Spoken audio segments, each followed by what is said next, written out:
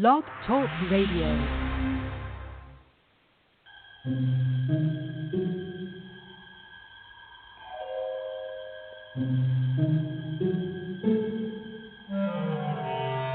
Archangels, ghosts, and Bigfoot, oh my. It's just another night for Supernatural Girls. Real stories, real answers to life's biggest supernatural mysteries. And now, for another exciting interview with paranormal experts from this world and others. Here's your host, paranormal researcher Patricia Baker, on the one, the only, Supernatural Girls.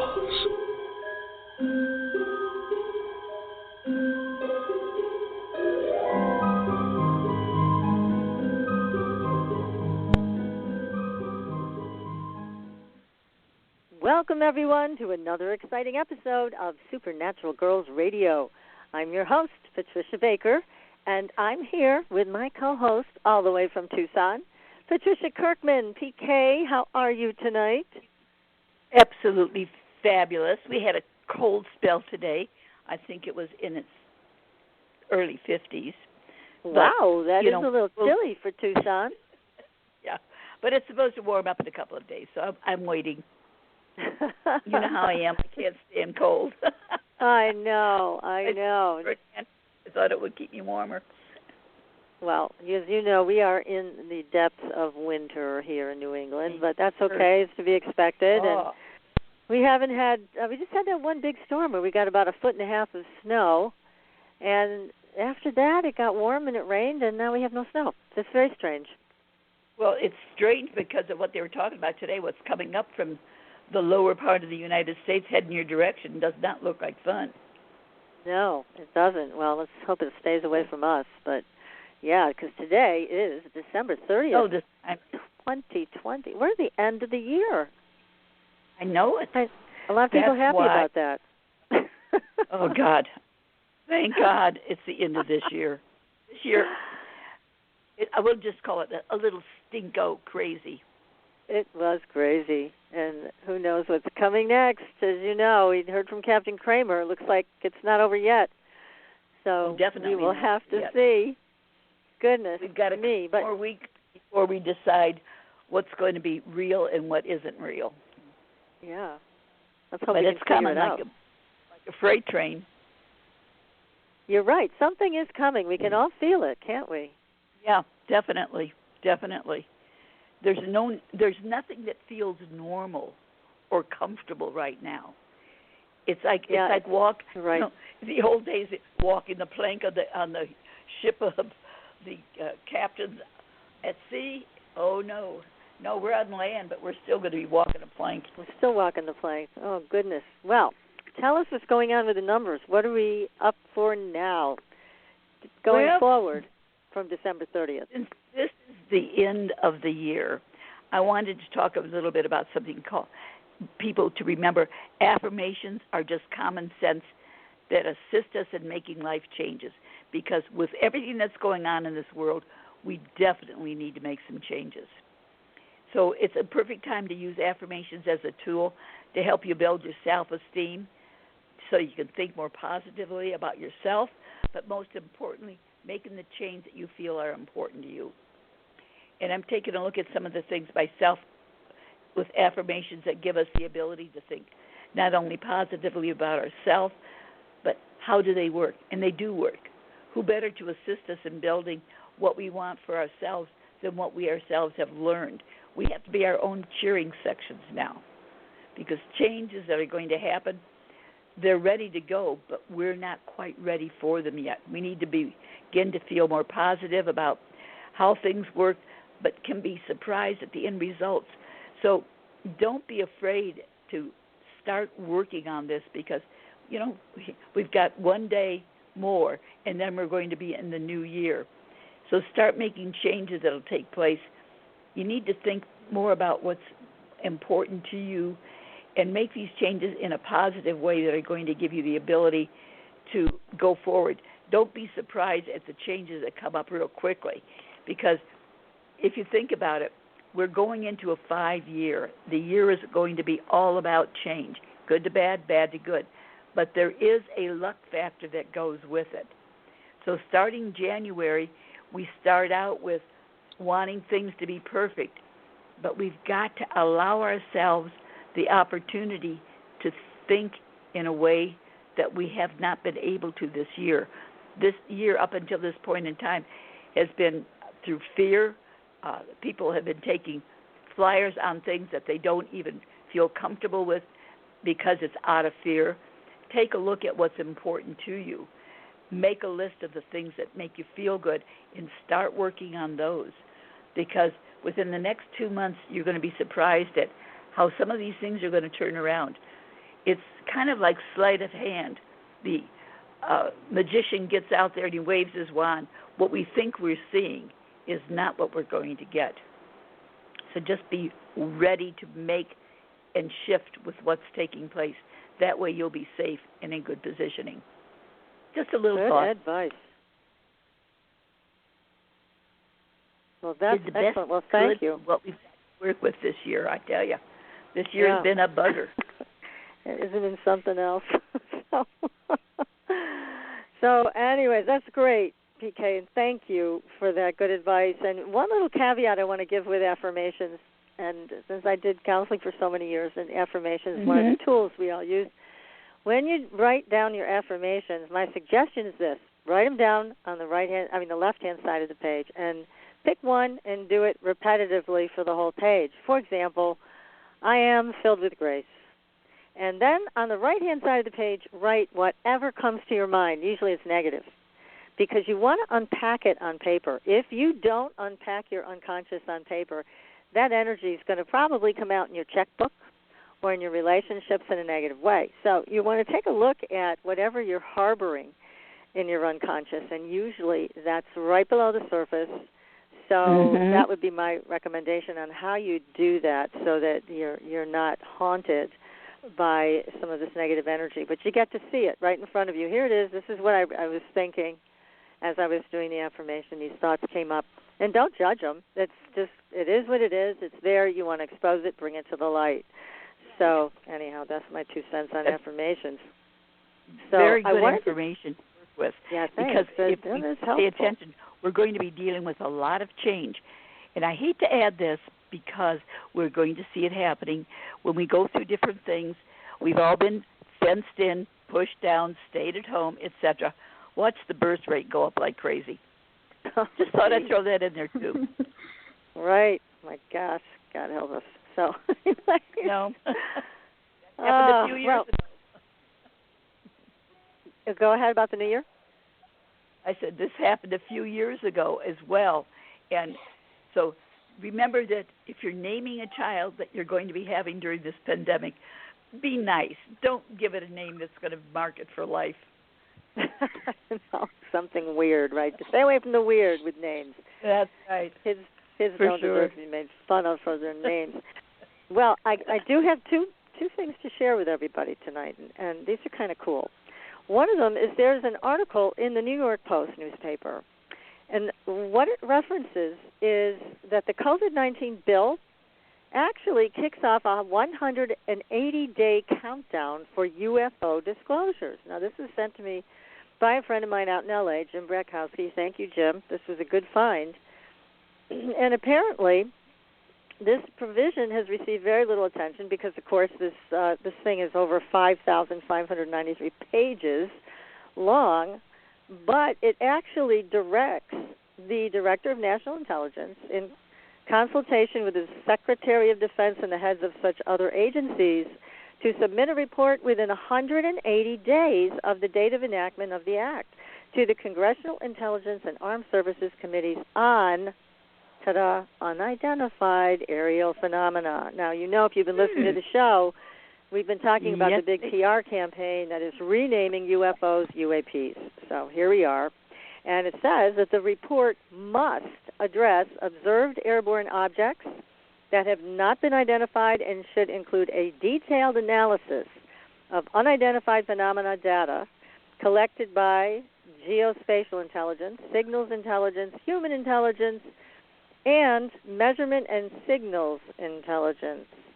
So it goes on from there. It's on our Facebook page, everybody, so please go take a look at this. Who knows? In 180 days, we might actually get that report, which would be right in line with a lot of what has been predicted by our guest, William Stickevers, and also Captain Kramer, that a lot of this stuff is just going to be coming out finally. So, well, we also know that we're going into a year of major change. And yes, there's no stopping. It's like pedal to the metal. Everything is going to go fast and furious, and it's going to be happening quicker than people can question it. And so it's going to give a different perspective of things. Where before, well, let me think about it. I'll talk to you next week. We're not going to have time for that. It's going to hit that fast. Yeah, that makes sense. The way everything's going, that makes a lot of sense. And then there's another one I wanted to share with you, and this is on a totally different topic. And this comes from Greg Braden, which you probably know who he is. He is a New York Times bestselling author, and he has written a lot about healing and consciousness. And he was giving a presentation about heart transplants. And as I'm sure everybody has heard, there has been a lot of anecdotal information that when people receive someone else's heart, they often start craving certain foods that the other person liked and wanting to do certain things that the other person did.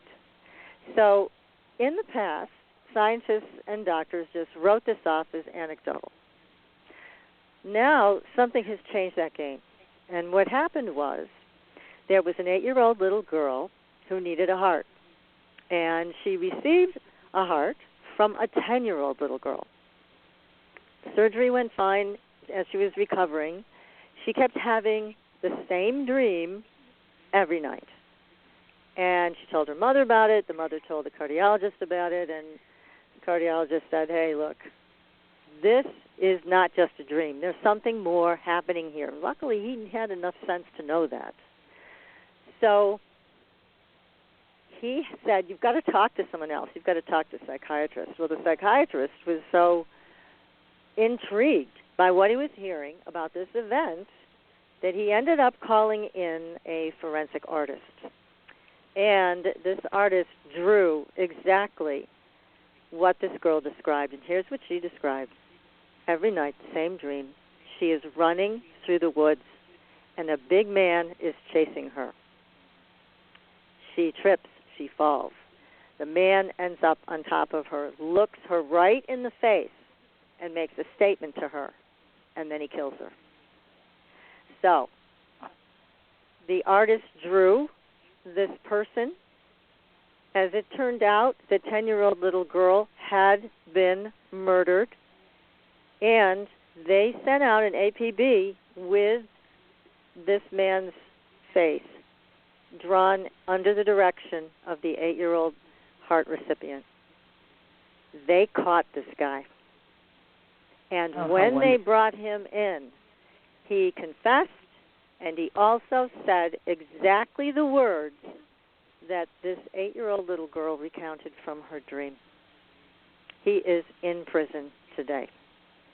Now, thank God. Yes, thank God is right. But here's the thing that's so fascinating about all of this, which Mr. Braden brought up. The heart has its own brain. The heart has its own memory. And that's what was giving this 8-year-old little girl all of the detailed information about how this 10-year-old little girl had died. Just amazing. I mean, we really need to pay attention to our hearts. That's where we need to focus our energy. It is a brilliance there that we often ignore because we live so much in our heads. But here's some excellent proof of what's in there and what we have to mine in order to come to alignment. The scary part is when you're looking at that this could live like that. How many times have people had a heart transplant and had things happening to them and not realized that it was a connection to the person that they received the heart from? Yes. Well, now they know. He said now it is no longer considered anecdotal information. It is considered verifiable research that this is what is happening. But the reason is because of the type of neural links in the heart and how similar they are to the neural links in the brain.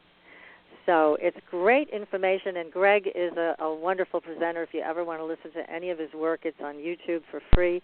You can listen to him. I hope to get him on the show at some point. He's a great speaker and very knowledgeable about all of these things, especially around healing. So I just wanted to share that with everybody because it has, in a way, it's bittersweet, but it does have a happy ending, and it achieves some resolution. So, anyways, Yes. So let's get to our wonderful guest tonight. We've got a terrific guest, as usual. We do have a great guest. We do. And we have Natalie Fowler. Now, she is the author of The Spirit's Way Home, and we're going to hear some very interesting supernatural stories from Natalie. She is a psychic medium, a paranormal investigator, an author, and a former lawyer. So she has worked with a variety of spirits, from children who did not know they had passed to adults who died in sudden, tragic accidents, and she has helped them find their way home. And she's with us tonight. So, Natalie, welcome to the show. Thank you so much for having me. It's nice to be here. Well, it's great to have you here. Well, we've got to start at the beginning with you. How did all this happen in your life where you ended up as a psychic medium and from a lawyer? Oh my God, that is a disparity right there. So how did this get started for you? Well, it happened very gradually. It certainly did not happen overnight, that's for sure. It all began, I guess, back when I was a little girl. I was very fascinated by ghost stories, and I just had this fascination with ghost stories. And I was the kid at the campfire who couldn't get enough of that. I just always wanted to hear about them. I was curious about why they were stuck. I just wanted to know more. And it wasn't that I was particularly brave or anything. I just really wanted to know their stories and understand more about what that was. And, as my life took a very practical route, I went on to college and law school. And in law school, I was surrounded by all these very logical, rational, concrete thinkers. And, but I'm also a very creative person, and that creative part of me was a little bit squashed during law school because you're writing what you're supposed to write, and you're proving things with facts and law and all those things. And when I got out of law school, I had this idea. I had a really long commute for one of my jobs out of law school, and in that idea, I thought it would be really interesting to take a fictional character who's trained to think logically and rationally like a lawyer, and then give her something completely irrational to deal with like a ghost, and in this way kind of blend together those two worlds. Because even at that point, I always had this curiosity about ghosts, and I was always looking for a ghost story that would satisfy that, and I never could find it. You always hear ghost stories that are told from the perspective of how scary it is to have a ghost in your house or to see a ghost, and I always thought it would be equally scary to be the ghost. So I really wanted to write that perspective, and in that world, I just was able to explore and tap into some of those creative ideas. And then I ended up in publishing. I actually made a terrible lawyer, to be honest. I liked the research writing and that piece of it, but I was a huge empath, and I didn't know that at the time, of course, because back then we weren't all talking about being an empath or anything. And no. I was I would get so overwhelmed by the energy of that confrontation and the anger that I did much better behind a desk with stacks of law books and papers and writing things than I ever did going to court and arguing for my clients or talking to angry attorneys on the phone. So I found my way into publishing through that, and that offered me an opportunity to kind of explore some of my creative fiction too on the side, and it gave me a chance to blend those ideas together in a way that I hadn't otherwise. So fast forward a few years from that, and I had written a couple of paranormal mysteries in a series that I was really excited about, kind of telling that ghost perspective. And in that, I ended up signing with a literary agent and starting to get my name out there to try to sell these fictional books that I'd written. And as part of that, I met a dear friend of mine who I've gone on to co-author books with. Her name is Jessica Freeberg, and she had started a ghost hunting group that specifically was for creative types who wanted to go. It's called Ghost Stories, Inc., and we do a lot of workshops and things like that with the idea that if you're going to be writing about scary things, go put yourself in that position so you know what it feels like to sit in a dark, haunted place. And it allows your writing to reach kind of a deeper level. So they had asked me to go along with their group, and I was terrified, actually. I didn't know. I'd been writing about ghosts for several years at that point, but I didn't know if I really wanted to go shake one out of an attic. And yeah, really. But I went along, and I was also terrified of looking stupid on camera. They were filming for one of the documentaries that they were working on, and so I did what I do best, and that's I went to the library and I researched the heck out of the places we were going to be investigating, and it ended up just mostly in the name of having something to talk about so that I didn't look silly showing up with this group of really experienced investigators. And the rest is kind of history after that. It went well, and I was able to offer a lot of background research on the property we were investigating. And they asked me to join the group and be their research historian, which I gladly did. It was a lot of fun to go traipsing around in these places and digging into some of that historical past. And but as I was with the group going off and investigating these haunted properties, I realized that I was seeing and sensing and feeling a lot more than anybody else was. And that was about the time some of my own gifts started to wake up, and I decided I better figure out what to do with that. So now let me ask you a question about this, because as you're saying, you have a little bit of a different story than most of the psychic meetings that we've had on the show. Yeah. Most of them talk about, since infancy or the time they were 2 or 3 or 4, they've had these experiences. But is this intergenerational for you? I mean, your mother, your father, your grandparents, anybody have these gifts besides you? Oh, yes.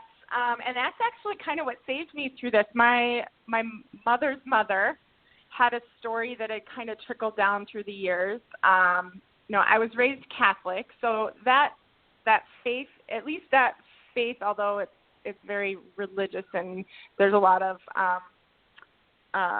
ideas about whether you should be going into haunted houses and that sort of thing, but it does add a mystical element to the faith that I really actually appreciated that. And the story that had been passed down from my grandmother was that the day that her first husband was killed in World War II, she'd had a horrible day and was able to look back after she got the telegram telling her that her first husband was killed. She was able to look back at the day and realize that was the day that she knew he had died, even though she didn't know that he had died, and she wasn't able to quite explain how.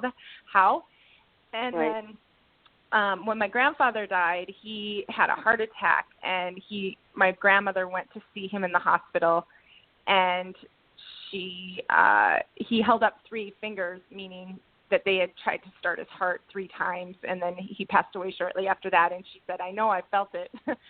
And so that was just a story that had survived kind of through to me, and I always kind of clung on to that as an explanation that there was something else out there. And, when I was a little girl, I was just constantly told I had an imaginary friend, and at one point when I was a little bit older, I was terrified of a dark shadow in the corner of my room. And when I would talk to anybody about it, they would just tell me over and over again, there's no such thing as ghosts, it's just your imagination. And so I start to believe that. But even though I was being told that, I still knew that something was out there that I needed to better explain, and it kept me kind of going through all of that. So, and then my mother has a lot of healing gifts of her own as well. She now actually is a Reiki master and has gone through holistic, has her master's in a holistic health program, and she does energy work and that sort of thing. So now we've both reached a different stage where we can talk about these things. And what's funny is that when I was doing some of the research for my ghost books back when I was writing fiction, and I was reading all the stories about the little kids that could see ghosts, I would go, who had imaginary friends, and I would go to her and I would ask, I had an imaginary friend. Do you think that could have been a ghost? And she would always say, no. And then finally last year, the last couple of years, I actually got her to admit that she and my grandmother had a conversation that I was probably playing with a ghost, but they didn't know what to do about it, so they just pretended it wasn't happening. That is so typical, isn't it? But you found your way to this anyways, and yes, so then you went past your historical stuff, and you started actually experiencing your own psychic mediumship. When was the first time that you actually were able to communicate with the dearly departed? Oh, goodness. Well, I've certainly seen plenty of ghosts, but as we're out there in these situations where we're feeling the energy, I just realized that when we were out on a paranormal investigation, I was getting a lot of feelings and insight that would help kind of direct the conversations or the EVP sessions that we were having or whatever it is we were asking. And you're just kind of learning all of this with a group of people because, that's one of the first things we teach people on a paranormal investigation is that your body is actually your biggest tool. You can feel when the temperature is dropping. You can sense when something else is there. So tune into those energies. So really closing off the lights and doing our workshops really opened the door for me to be able to tap into some of these gifts for myself and just start. They're also very subtle that I think that a lot of the time we're going through life not realizing that we are using our intuition in certain ways that maybe we just haven't identified it as such at that point. And well, it makes sense. It's not something that, until recently anyways, has been readily accepted. This has been a big shift and a wave of interest in the paranormal, which we hear is going to just keep getting bigger and bigger. So when you encounter these ghosts now, because you do readings for people, and you help people actually that have passed find their transition point, and tell us about some of those stories. I mean, some of the most fascinating or the most frightening or whatever you'd like to share, because I think you've got a lot of stories to share with us. Yeah, so, a lot of this, I came from a place where I have this very logical, rational brain. So a lot of the times when I was first starting to tap into these gifts, a lot of the work that I was doing was to make sure I wasn't making this stuff up and have some way to kind of prove to myself that this was really happening. And the way that my gifts work specifically, and anyone who has intuitive gifts will tell you that everybody's gifts work just a little bit differently, and so that's part of the challenge is figuring out how your gifts work. And the way my gifts work is that a lot of times whenever I'm sensing an energy that needs help, my claircognizance is one of my strongest gifts, and that's the psychic gift where you just know because you know. So it's that gut feeling. You feel it in your body, and I started to discern that information was coming from a different place than my brain. I was feeling the answer, or I was feeling the right way to go. And as I developed that more, it kind of evolved to a different level in that now when I tap into a house that's haunted or an energy or an entity that needs help, oftentimes I'll get a whole download of information all at once. So it's not necessarily like I'm seeing a movie play out or hearing a voice tell me what to do. I just get the whole story at once, and a lot of times that story comes with whatever that ghost needs to hear in order to move on. And so that's really how things started to happen. In the beginning, I was getting woken up a lot in the middle of the night. I would wake up at that witching hour of 3 a.m. and not be able to get back to sleep. And that's when in my mind's eye, I would get these images of souls that needed help or whatever the case was. And one of the first times it happened, it was somebody that I didn't know. My group, Ghost Stories, Inc., had been doing an investigation at a local college for a writer's program. They wanted us, as their entertainment, to take them on a ghost hunt of this notoriously haunted campus. So we were out there doing our pre-investigation. Jessica and I realized that there was one of these rooms that we were going to investigate that had some darker energy, and we both felt that it might have been a suicide of some kind. And so then we decided, this wasn't necessarily the group where we should go there. We wanted to keep it more of a happier, lighter vibe. And so we had chosen to investigate in a different part of the building that we were in. And during that investigation, I could just feel this darkness and this darker energy come in. And we had been talking about, I think we had been talking about the energy we had picked up on and how it was probably a suicide. And we started talking about how, you don't need to feel guilty for that, and you don't need to stay somewhere. Everyone deserves to go to heaven, even if you've taken your own life. And I just felt this curiosity. And then, the night went on and we switched topics into something else. And that about 2 days later, I woke up in the middle of the night at 3 a.m, and there was an image of a young man, and he had the just complete 70s look. He had the cool leather jacket and the bell-bottom pants and just the big hair. And he all he said to me was, "Can I have a Stairway to Heaven like a song?" And I, of course, was just shocked. I wasn't, ready for this to happen. And all I said, I remember saying back to him, "You can go to heaven however you want." And as I said the words, a stairway dropped out of the sky, and this kid started walking up the stairs, and the music was playing in the background, and it's a really long song. So it took a really long time. But he just went up the stairs slowly, and he went off on his way. And I just thought, that was really weird. And you kind of are talking yourself out of it. And, I tried not to judge it too much. And then as I went on about my life, a few weeks later, I do a lot of events and work up at the Palmer House Hotel in Stock Center, Minnesota. It's a hotel that's very haunted, and it's been featured on a lot of the ghost shows. It's been on Ghost Adventures a few times, and most recently it was on the Dead Files. And I've gotten to know everyone there very well, and I sometimes joke that I'm one of their other cleaning ladies because it is a very haunted place, and they are working, but it's also a place where you can go and learn safely about the paranormal. So we work hard to make sure that there aren't other energies there that aren't supposed to be.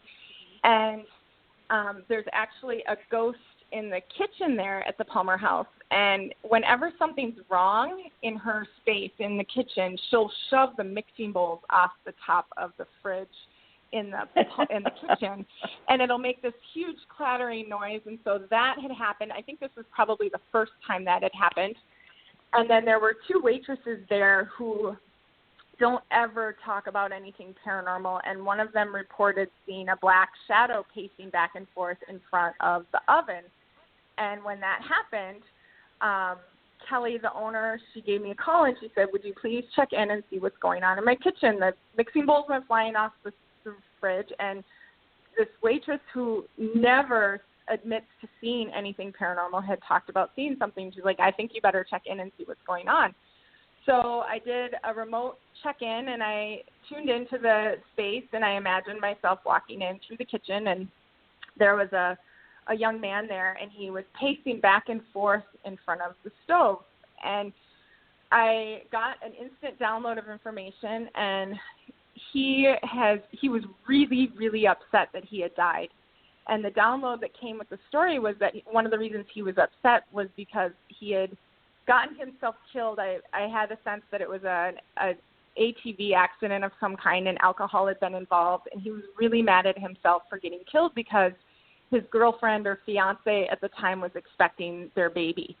And he was really upset that he had gone and done this, and now she was going to be left to take care of this baby by herself. And so I'm having this conversation with him, and I asked him, I said, "Well, how are you going to help her from the kitchen of the Palmer House?" And And in the back of my mind, I was thinking, I'm cross-examining a ghost into getting him to go where he wanted to go or where he should go.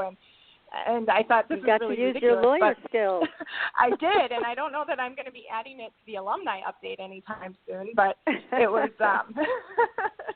I realized that I was asking this ghost questions the same way I would have asked a lawyer or a witness on the stand as a lawyer. And so through the course of our conversation,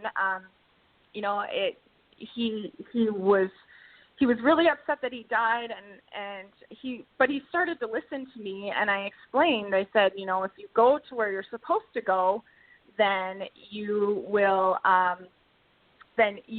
you'll be able to come back at a higher vibration and help her out better than you will from the kitchen of the Palmer house. And he started to listen a little bit, and then I just kept going with the questions, and I said, well, I had one guy that wanted to go to heaven on a stairway like the song. Do you want a stairway to heaven like the song? And he stopped pacing for the first time, and he looked at me and he says, that's stupid. And I remember thinking to myself, okay, well, that actually helped me validate the stairway to heaven story, because I knew that if I had been making it up, it would have worked the same way both times on my suggestion. And here he was disagreeing with me, and he was calling it stupid. So I asked him, I said, then I got a download, the next question I asked was I assumed that since he probably died on a snowmobile, I asked him if he wanted to go to heaven on a snowmobile. And instead I got an image in my head of a really beautiful Harley-Davidson motorcycle. So I said, wow. You want to go to heaven on a Harley? He preferred that. Huh. He said, yes. And I said, okay, you can do that, but you have to actually drive it there. And when you get there, you can keep it. And just to be safe, I'm sending one of my guides along to make sure you go to the right place. So that is so interesting. So, they choose their own mode of transportation. Let's go back to something you said, that everybody deserves to go to heaven. And you mentioned specifically people who take their own lives. And I know, PK, you and I have talked about this, that certainly that's true. They do. However, the question becomes, when someone has made some really horrific choices in their lives and they have hurt other people significantly, what about them? Yes. I think that they have a lot of work to do when they get there. And what form does that take?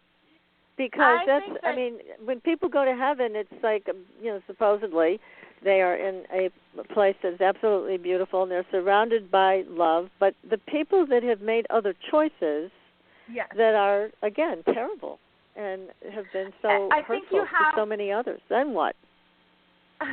I won't go so far to say that there are different layers to heaven, but I think that the intake process for those people is a lot longer. I think that I'm really diving into some past life research now and reading all the books I can about past lives and how do we come back and reincarnate. And I think that there's a lot out there about the in-between lives, and what I'm finding and what I know from my experience, I don't do a whole lot of work with the souls after they get to where they're supposed to be. I kind of pass them on to someone else for help with that. But I think that there's just a bigger intake process. I know that you do a review of your life when you get to heaven, and based on that, you get to break down what went right, what didn't work, and what do I need to learn from now in my next time around, and how does that work, and what does that look like, and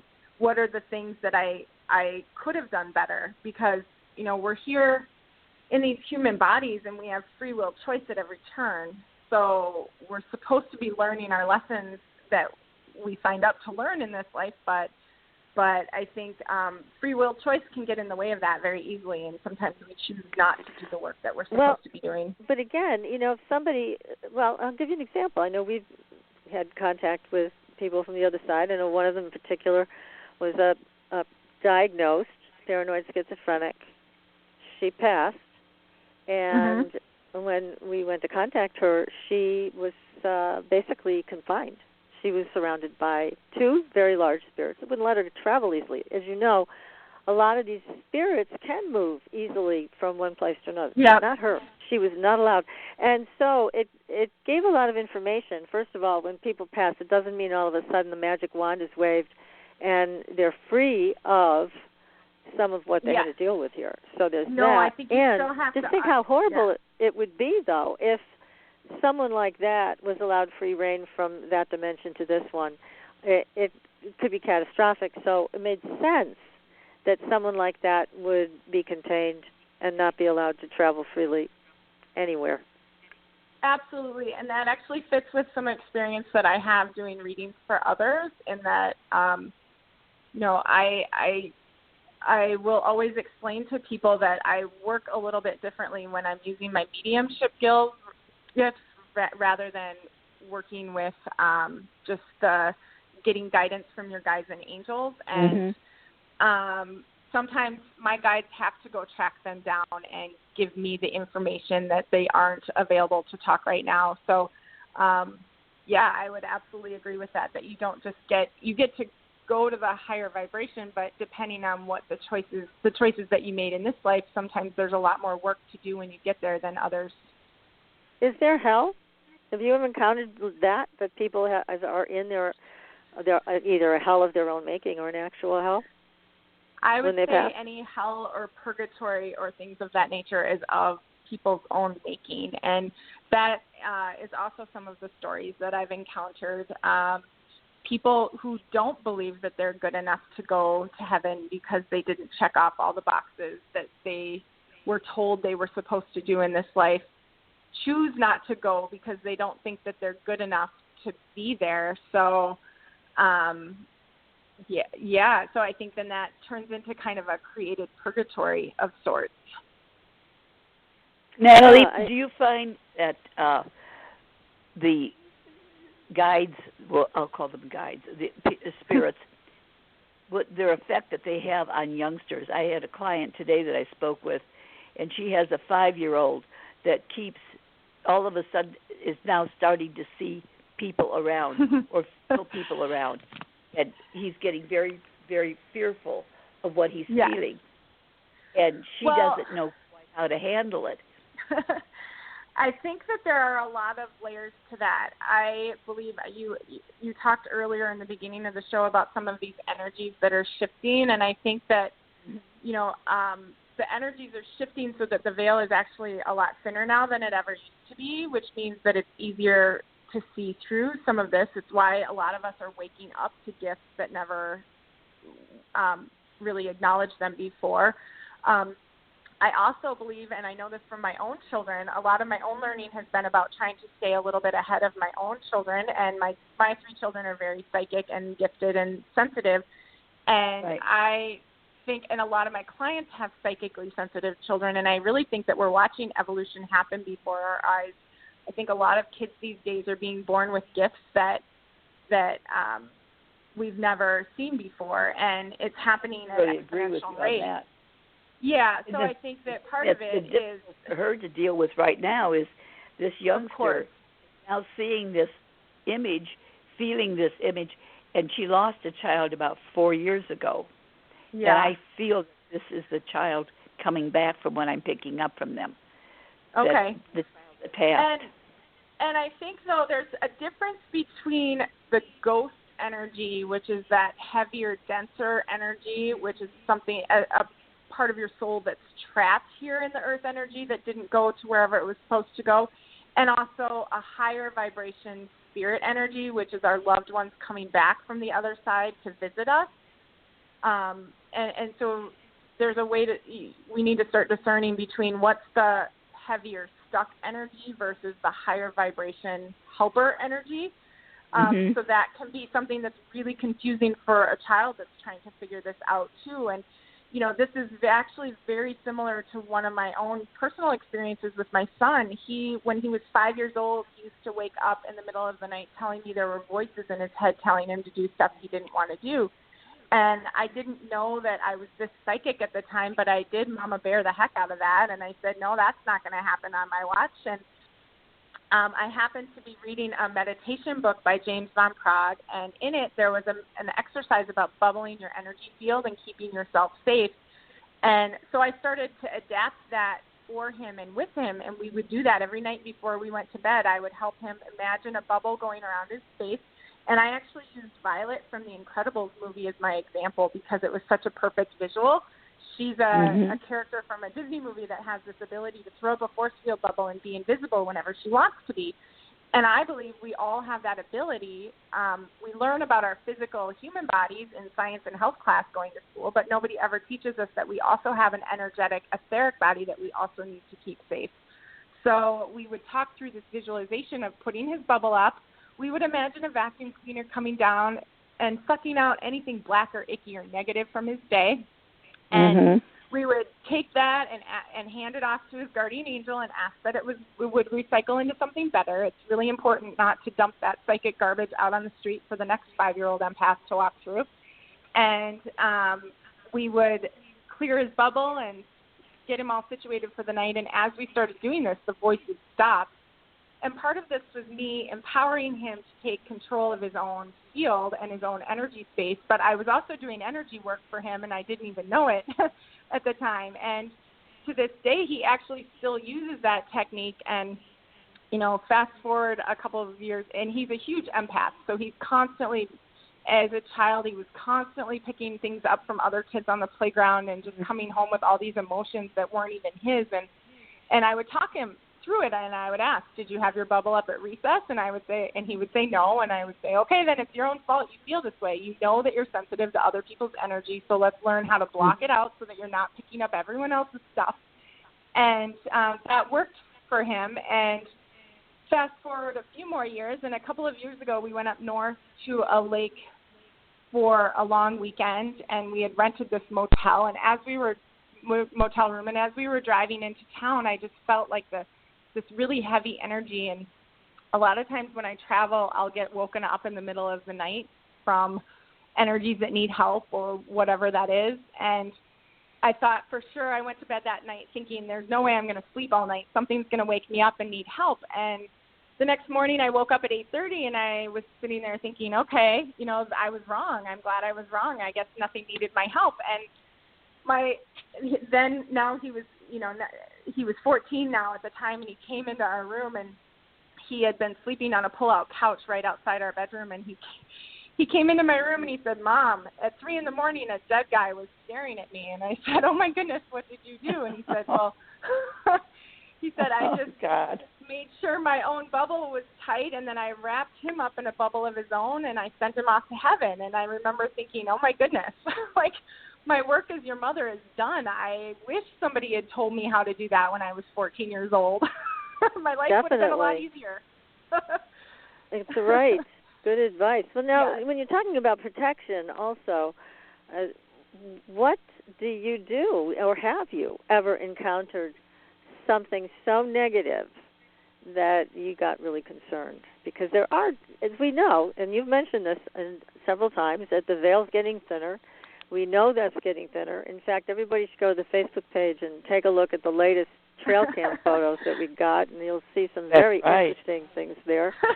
And so, anyways, but it is getting thinner, and more things are coming through. Some of them may not be friendly. Some of them could even be demonic energy, which is unfortunately quite powerful. So what do you do with that? Because that's a whole different breed of cat.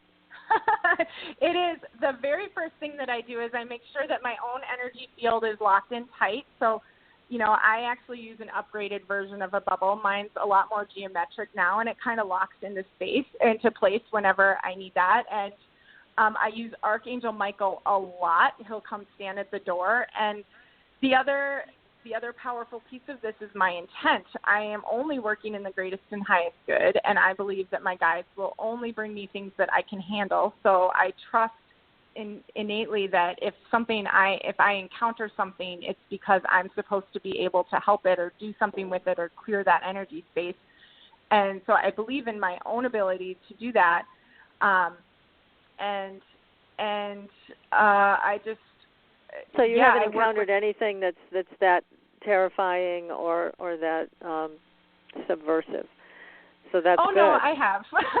So you there's have. a few of those stories in the book. Tell us what happened. Actually, okay, so there was one time I was doing an investigation up at the Palmer House, and now with all of this equipment that we have, we're actually able to measure paranormal activity in a really cool way that we've never seen before. And my team was working with an SLS camera, and I'm not sure if you're familiar with that, but it's technology that was developed from gaming equipment where this technology will actually pick up points on a body and map it in. And so it's a special camera that allowed gamers to be able to play video games without holding remote control. And what they found was that sometimes these gamers would leave the room and they would come back and something was actually mapped in playing their game for them.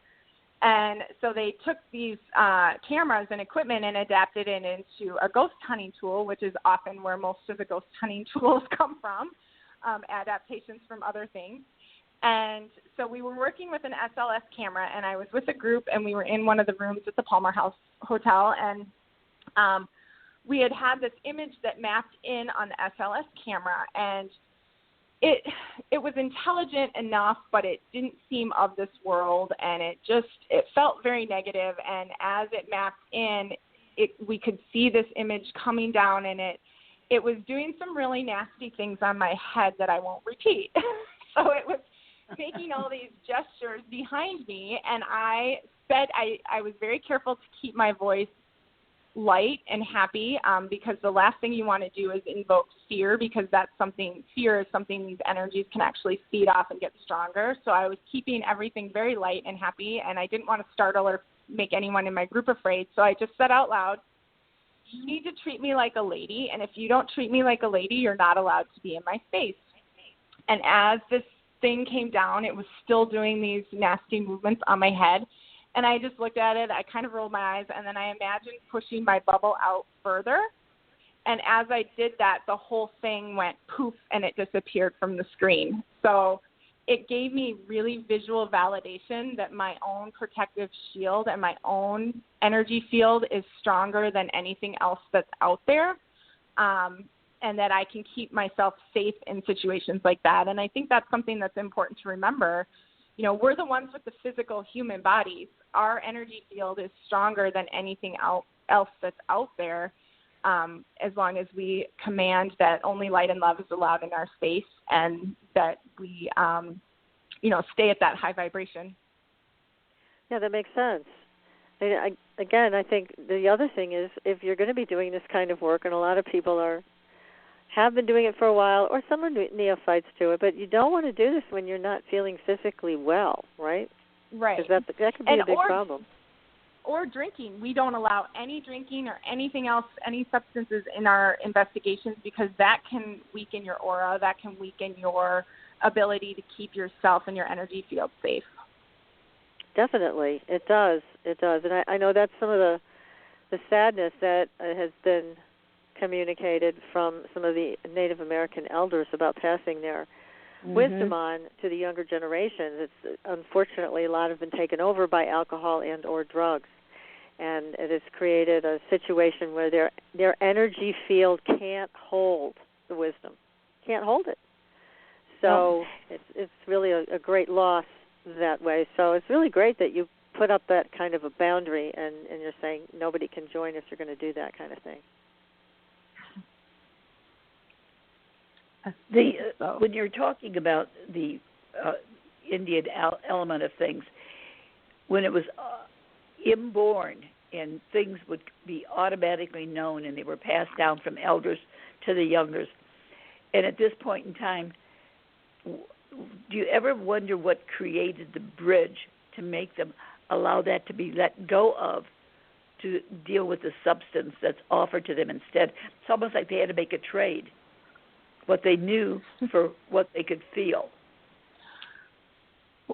Well, so I work with an astrologer on a regular basis. We do joint readings together, and I've learned so much about the different vibrations of things working with her.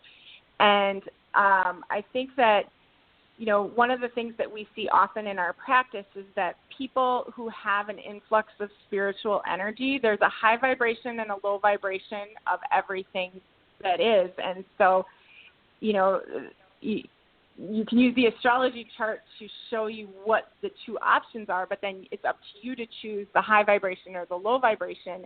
And, you know, when you have an influx of spiritual energy based on your signs in your chart and different things like that, or different cycles of spiritual upgrades that can come in at different times in your life, there's always kind of a choice. Either you're going to embrace that spiritual energy and seek the high vibrational route of that, or the spiritual energy is too much and you choose to do the escapist route and the numbing, and that's the actual spirits. So you can choose spirits with the high vibration or spirits, which is the escapist route. So I think that, you know, it's an incredibly sensitive population. You're talking about a people that was in tune to the earth and very advanced in their spiritual knowledge. And when you have that taken away, that I think there's so many layers to that that question. Well, there are. I think you have to have a certain amount of focus. I mean, you have to have focus. And because if you're going to be dealing with other dimensions, you're going to be walking into other dimensions. You better learn how to focus so you can find your way out. And I think that's a definite skill that needs to be learned to do the kind of work you do. Well, and when you're talking about a culture where all of that was taken away, everything that they knew was taken away, that doesn't leave them with much, and that's just one more of the tragic outcomes of what's happened with all of that. Yeah, and it's all choice. It really is. It's total choice. Sometimes so we're backed into a wall where the choices seem impossible. But if we take a look at, well, you deal with the astrology or deal with the numbers as I do, every year is different. It gives us something more to work with.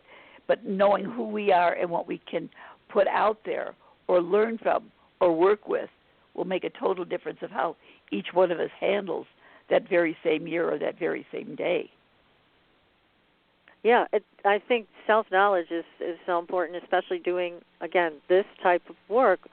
As you're doing, Natalie, as a psychic medium, it's self-knowledge, knowing who you are, knowing what your limits are, knowing what you want to do, knowing what you have to do in order to help other people and keep yourself safe.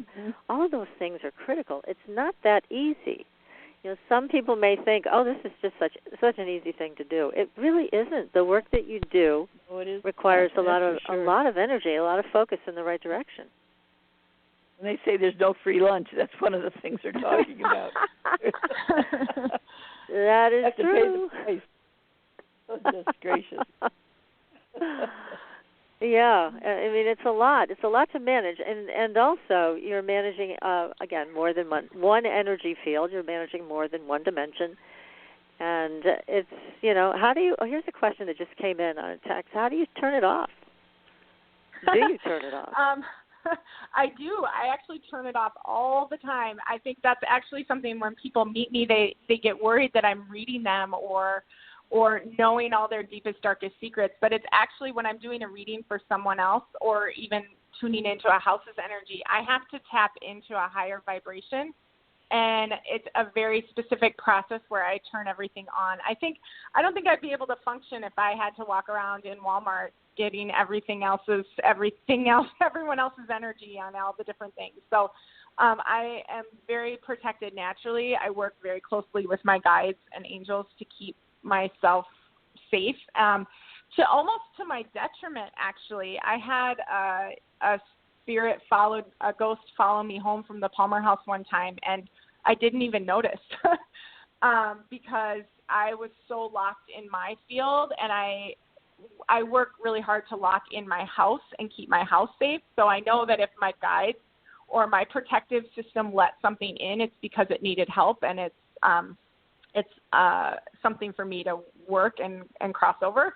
And I had come home from a Palmer House weekend, and my son was sitting on his floor picking out a book from his bookshelf, and he came up to me and he said, "Mom, something just poked me I think something poked me, and I had this oh no moment where I stopped for a second and I kind of thought, oh gosh, what came home with me? And I waited till all the kids were gone at school, and I did a scan and I tuned into the energies, and it actually turned out to be two little kids from the Palmer house that had followed me home.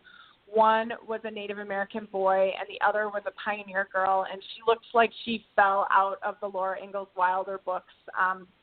She had the plaited hair and the calico dress, and they had died at the same time in the flu pandemic or some disease that had swept through the area back in the days that the town had been settled. And they didn't know each other in life at all, but they died at the same time, so they chose to stay together, and they were the very best of friends in their afterlife, and they just didn't know where to go. So I called in a couple of my helper guides, and they took them off and crossed them over. So, yeah, so it had a happy ending, but it was a good lesson to me that sometimes I am so protected that I don't always know what's happening in my own house. Who is your major guide that you use to work with? So I have two special helpers. I actually call them my dead crew. One is a woman that I went to high school with. She passed away a few years ago. She's actually the first person that I ever crossed over in this work. She showed up to me after she died, and I helped her get to where she was supposed to go. And then she started just coming back to help me with, she especially helps me with children. The other is another friend from high school. Actually, he was my husband's best friend. My husband and I went to high school together, and we never dated or anything in high school, but a year after we graduated from college, his best friend was murdered during a break-in, and so we met again at the funeral, which now looking back I know was very serendipitous, and there's a lot of signs and synchronicities that went into that. And so we ended up dating after his funeral, and we got engaged 1 year later on the anniversary of his death so that the day would stand for something good too. And I have often felt him around. Even before I was calling myself psychic, I could kind of feel when he was around. And he especially likes our middle child, and I felt like he would go stand under the tree when he would climb trees when he was younger. So he's always been kind of a protective presence. So the two of them together often come back and help me with spirits if I need help crossing over ghosts. Was his murder ever solved? No, it wasn't. And he wasn't able to give you information on that? No, and I don't think he was beyond a point where he needed that. That wasn't important for his resolution or his story in any way. Mm-hmm. Believe me, my mystery writer brain was all over that, and actually that's the story that inspired my first fictional book was his story. So it served my creative purpose, and I would love to rewrite it so that it gets solved. May I ask what happened? Yes, he was, it was a year after college, and he was living in a house in Minneapolis in not such a great part of town, and he was in grad school at the time, and he was living in a house with a bunch of guys, and his room was in the basement, and in the middle of the night, there was a break-in through the kitchen, and what they think happened was that he thought maybe one of his roommates got locked out, so he went up to the kitchen to see what was going on, and it turned out to be an intruder with a gun who shot him and then left without taking anything, and he died with the phone in his hand calling for help. So I think they pronounced him dead on the way to the hospital, but yes, so it was a very tragic time back when there was a lot of gang violence. An anonymous type of thing. Yeah. With the people that you work with, do many of those that have passed, were they aware of the time that it was their time to leave, or were they equally surprised as the families left behind were? Not always. I have helped. There have been a couple of ghosts that I've helped that didn't even know they had died. I do a lot of work at Four Paws restaurant, which is a very famous restaurant in St. Paul that's closed now, but at the time there are just some really great ghost stories from that place. And we were in the kitchen. We were going through on something. We were working on an event or something like that, and there was an energy in the basement, and their kitchen is in the basement, so that's kind of the energy center of their house is down in the basement, and that kitchen serves the whole restaurant that's been recreated out of this house. And it's just to give the backstory, it was a home that was built in the early 1900s by a very wealthy St. Paul family, and there's a lot of rumor and mystery and intrigue about it. So if you're interested in all of that, I would encourage you to Google Four Paws Restaurant, and you'll find all the ghost stories. But there was a ghost down in the kitchen, and I walked into this corner of the kitchen, and I just wanted to throw my hands up in the air and walk back in circles and pace back and forth and all the things. And I said, I asked one of the managers, why do I want to throw my arms around when I'm in this space? And she said, that's exactly what the cook who works there, that's what he's like all the time, is this frantic energy. And when I stopped to tune into the space, there was actually a woman who had been killed crossing the street right outside the building. She'd been crossing the street and been killed by a runaway wagon or some such, and she'd been so busy in her day that she hadn't even realized she died, and she just got back up and kept going about her day as if nothing had ever happened to her body. And so here she was in this like frantic energy that she'd been trapped in for over 100 years, flailing her arms about, going back and forth. And I remember having to kind of yell at her and say, it's actually kind of hard to have to tell a ghost that they're dead. And get her attention. So. and I don't even think I used those words. Just I was trying to get her eyes to fix on me, and her eyes were just going back and forth, and she was just this frantic energy. And I finally got her to slow down enough to be able to help her get to where she was supposed to go. But that was it was a moment where she just had been going about such a busy day that she didn't even realize that she died. And I think that can happen if you're taken tragically like that in a quick moment where you don't see it coming. Sense. Yeah. Especially somebody like that who's just she had a busy life, and so she just kept going to the next thing, the next thing. Wow. Yeah. So you had to get her attention. Jeez. Yeah, it takes more work than people realize to do what you do. Now, do you do private readings for people over the phone Skype and things like that? Yeah, I do virtual readings, and I work a couple of days a week with an astrologer. We offer joint psychic astrology readings together, and that's something we actually found out that we do well accidentally. We happened to both be out at a restaurant one night with some friends, and as often happens when you're out with an astrologer, someone at the table will inevitably ask, what's going on in my chart right now? So she pulled up the chart, and as she started explaining some things that were happening in this person's chart, my gift clicked on, and everything started to download. And so I actually was getting downloads of information about what that meant for that person, and we both kind of looked at each other, and it's funny, we both come from lawyer backgrounds. She was a paralegal for a number of years and got into astrology, and when we started putting our paths together, there were a lot of interesting synchronicities, and so we looked at each other and thought, this is really cool.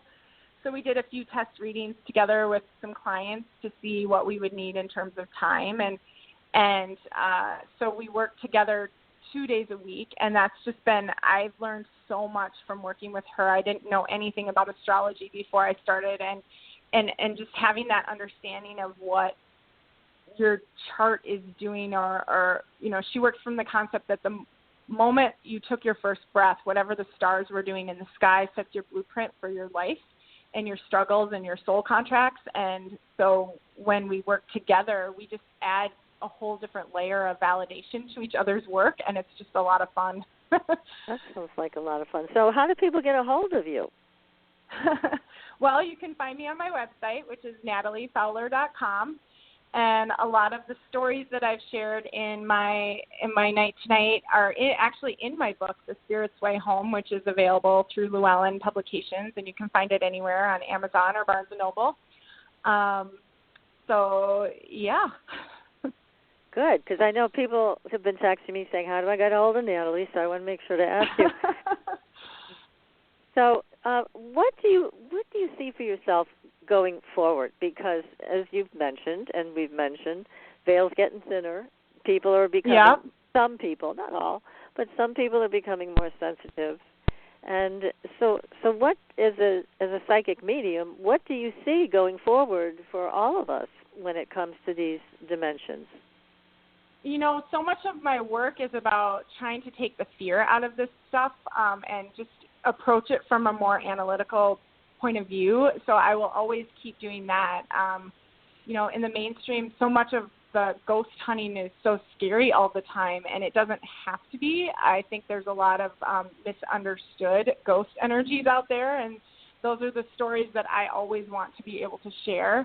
So I will never stop looking for those stories. I'm working on some fiction work right now. I never did get those mystery novels published, so that's a dream of mine to go back and do that someday. But you know, I think so much of my work is also about teaching parents of children who are really sensitive and psychic. How do you teach kids to navigate these energies from a place that's not of fear?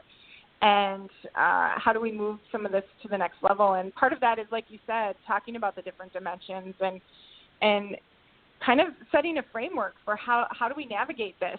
There's a lot of information coming in. How do we start to break it down? And I think that, you know, what you talked about in the beginning of the show with the opportunities this year, and this year being one for a lot of change, and it's really a time of manifesting too. I think that it's important for all of us to keep our thoughts as positive as we can. I think we're going to start to see a divide where people who are following a higher vibrational spiritual path are going to be, you know, finding a lot of abundance in that. And anyone who is stuck in more of a negative, fear-based victim mentality, those kinds of energies are what those people are going to draw. So it's really important right now to stay positive and stay focused on the future, and stay focused on just our own spiritual development and growth in this, so that we can navigate these energies.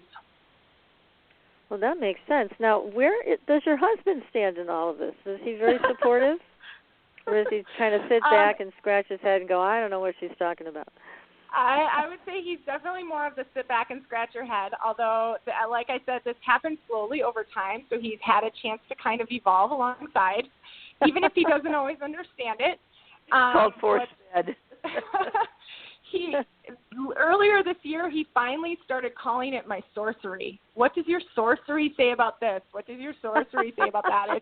And it was just really sweet, because I think he's tried to understand me for a while, and he finally had a word to use that fit for him. So, but he is, you know, there's a lot out there.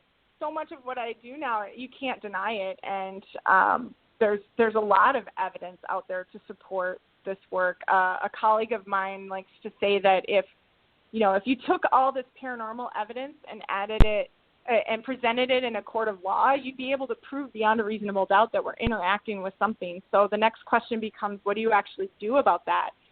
And my husband has been up to the Palmer House and had experiences there, so that's made him a little bit more of a believer than he ever was before. And so he's been supportive. He doesn't always understand what I'm doing, but he's always been supportive. That's wonderful. Yes. Gee, that's great. Now, is he a lawyer as well? Oh no, he's a sales guy. He's a salesman through and through. He's a salesman. Salesman through and through. Okay. Yeah, he's a very extroverted personality. Yes. Yes. That is so funny. Gosh, yeah, we've had a lot of couples on the show, and also individuals where the spouse is supportive sometimes, and then other times exactly the opposite. So we always like to find out, because it's not an easy road when you have a gift and your partner doesn't get it, or just doesn't have their own. We met under such extenuating circumstances with the loss of his friend, and I think that puts you, you know, you start off from a place of, okay, we're going to do this together. We can't, we're going to keep trying to make this work, even if I'm not totally understanding what you're doing. Well, it boils down, you don't know totally what he's doing either, so that way it's a sharing, right? Right. I'm a much more introverted personality. I do not understand salesmen at all. That's a special There's personality. a blessing to that, too, I'm sure. Right. Very special. That's so interesting. Goodness me.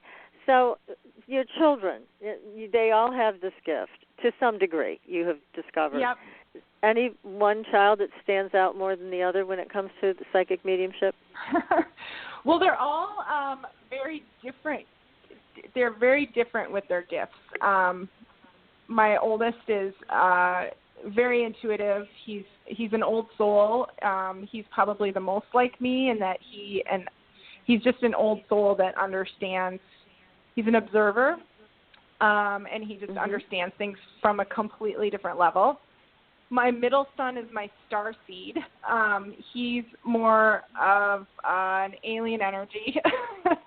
He's had lives on other planets, if you're familiar with the term star seed, but he just brings a complete a different perspective of life just because he's got such a different foundation. He's the one I was telling stories about with his needing the psychic protection and being able to cross over the ghost a few years ago.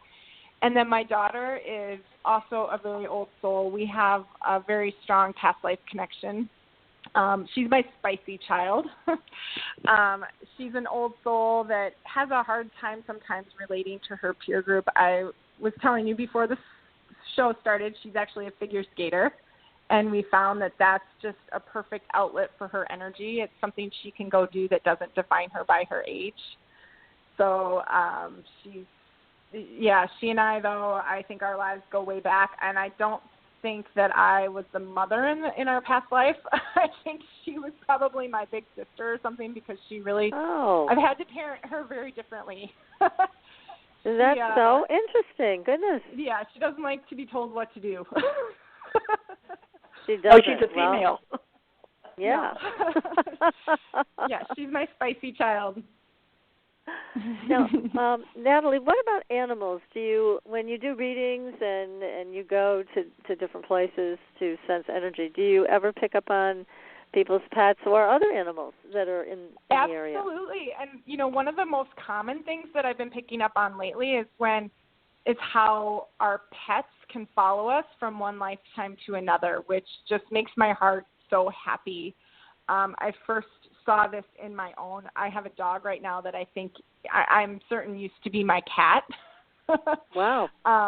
So when I lost that cat, it was very comforting to know that I got to see her again now as a dog. So I've been finding that a lot with clients that are really grieving the loss of a pet, to reassure them that this is a pet that's been following them through lifetimes, and there's a really good chance that they'll still get to see that pet in a different form again in this life, which is just so reassuring for people.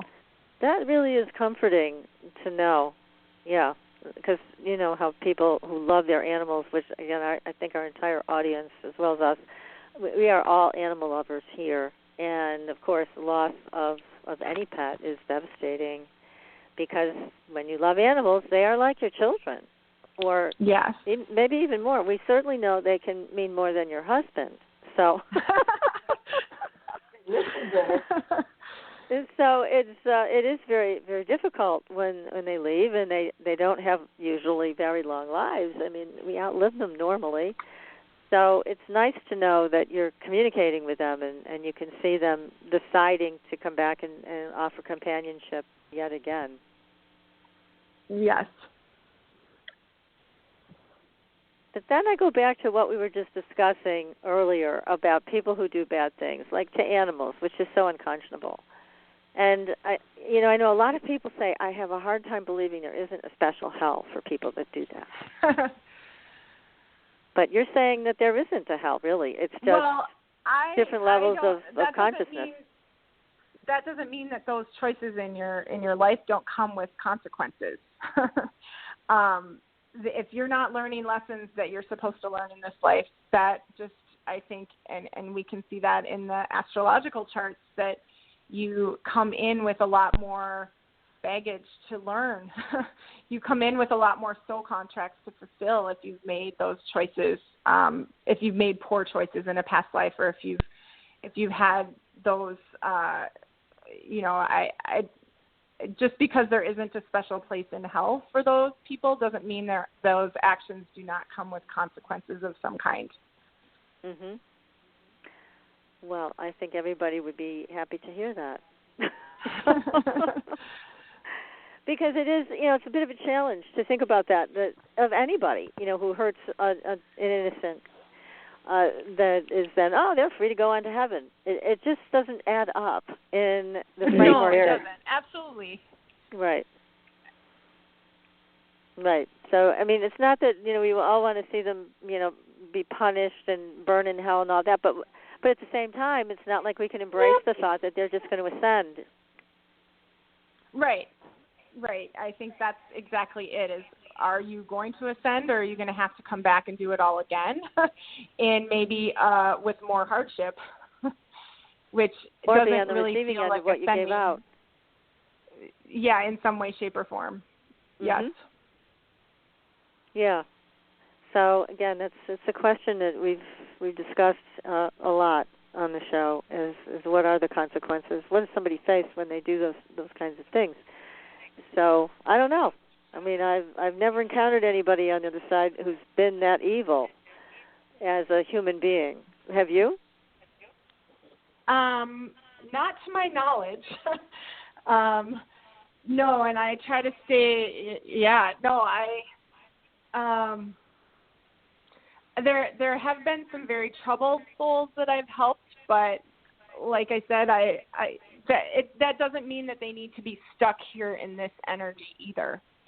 So, I see my job as more clearing them from this realm and helping them get to whatever is supposed to come next for them, so that they can continue on that ascension process.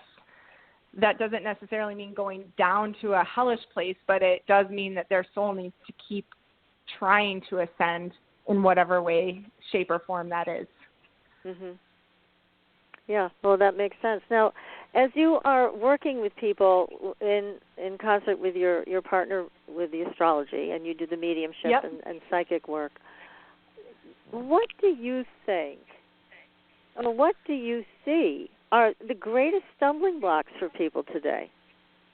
Because obviously we're in a different place and a different time. What do you see gets in people's way more than anything else? Oh, I just think anytime you're choosing those lower vibrational paths where you're stuck in fear or stuck in those negative thinking patterns, that can really weigh people down. And I think that we're coming into a time and energy shift where that's going to be even harder.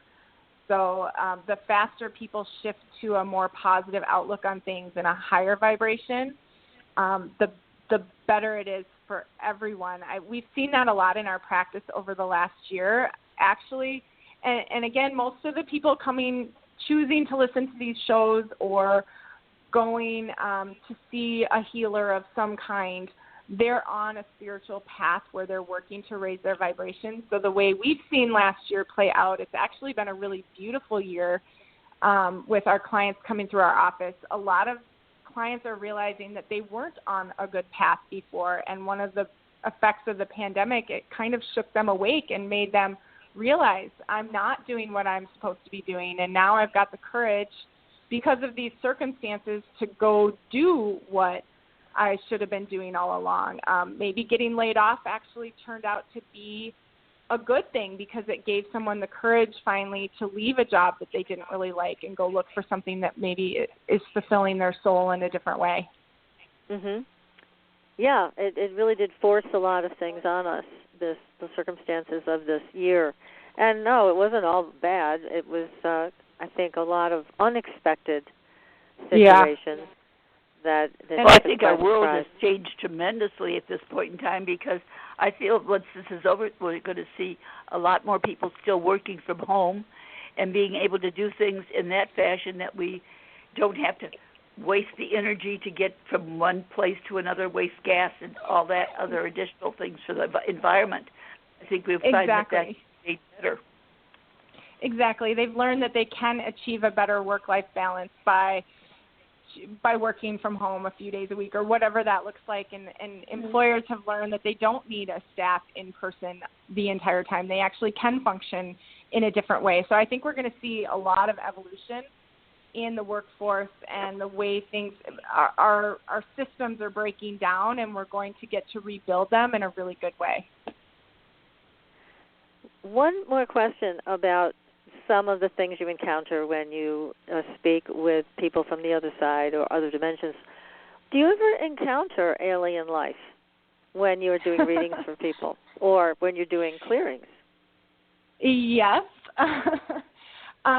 I actually have an alien guide that works with me. And I can't believe I'm admitting this. Yeah. I don't think I've ever shared that with anyone before. But, yes, I think by being open to other realms and dimensions, we're actually finding that we have helpers there. And one of the things for me, I have a guide that shows up specifically to help me with different energy configurations. And when I go in to clear a house, I don't see energy grids the way some energy workers can see the actual energy grids, but I have a guide that tells me what I need to do, and a lot of times it's visualizations and things that I never would have been able to come up with if I tried. So I've learned to trust whatever he's telling me, and that helps rebalance an energetic structure in the house. So, yes, I think that we're going to see that more and more. Even just having a conversation about starseeds and understanding that we can have past lives that didn't come from this planet. So we see that a lot in our work. There's a lot of people who have had lives on other planets that are specifically incarnating here now in this time to help us. And I see that a lot in kids, actually. A lot of my clients who have psychically sensitive children have starseed children who've had lives on other planets and are having a really hard time with some of these earth-heavy vibrational energies right now. Yeah, we can understand that. Sure. Yes. It's a bit of a challenge, that's for sure. Goodness. So I just want to, again, mention your book, which is lovely, The Spirit's Way Home, Inspiring Stories from a Psychic Medium, and this is by our guest, Natalie Fowler. And you can find Natalie on her website, and your website address is? NatalieFowler.com. And that's FOWLER.com. And thank you. Thank you so much for just a delightful conversation this evening. This was wonderful. Oh, my goodness. Thank you so much for having me on. It was lovely to talk to you. Oh, we've enjoyed it very much. Yes, and keep us posted on your next exploits and your next book and all of those kinds of things, so we can keep in touch and have you back. So thanks again so much, Natalie. And I just want to mention to everybody, again, next week we will be back with another exciting show. We're going to go full-bore alien for a couple of shows, actually. The first one we're going to be doing is on a whole catalog of alien species. We're going to have an expert who has written a book about that next week. And we want to wish everybody a very happy, healthy new year with all kinds of blessings and grace coming your way. It's just been wonderful. PK and I have just enjoyed being the hosts here for so many years. And we're so grateful to everybody. Did you want to say something, PK? No, I said we're very fortunate that we've been able to connect with the people that we have and to share this information with everyone. How lucky we are. We're getting it coming and going, which is perfect. I know, it's great. And we've got wonderful guests like Natalie every single week and a terrific audience as well. And again, we're so happy that you come back and listen every week. And God bless you. We wish you all the best and Happy New Year. We'll be back next week, and until then, we will see you on the Blue Highway. Good night, everyone. Thanks for listening. Tune in next week for another radio adventure with Supernatural